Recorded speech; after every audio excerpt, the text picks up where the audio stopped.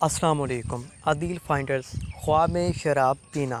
حضرت ابن سیرین رحمۃ اللہ علیہ نے فرمایا ہے کہ خواب میں فقہ کا پینا یعنی کہ شراب کا پینا خیر و منافعت پر دلیل ہے جو اس کو خادم سے حاصل ہوگی۔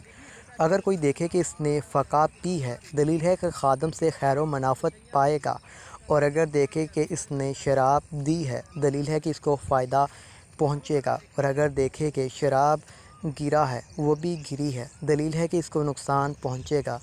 حضرت ابراہیم کرمانی رحمۃ اللہ علیہ نے فرمایا ہے کہ خواب میں فقہ کا پینا لوگوں کی مدد کرنا ہے، اور اگر دیکھے کہ اس نے فقہ پی ہے شراب، دلیل ہے کہ کسی کمینے آدمی کی مدد کرے گا، اور اگر دیکھے کہ اس نے فقہ پی ہے اور شری ہے، دلیل ہے کہ منافعت پائے گا، اور اگر ترش ہے اور بے مزہ ہے، دلیل ہے کہ اس کو نقصان اور ضرر پہنچے گا۔ حضرت جعفر فرماتے ہیں کہ خواب میں فقہ کا پینا 4 وجہ پر ہے: منافعت، بوسہ، خدمت کرنا اور کمینہ شخص پر مبنی ہوتا ہے۔ ملتے ہیں ایک اور ویڈیو کے ساتھ عدیل فائنڈرز کی پر۔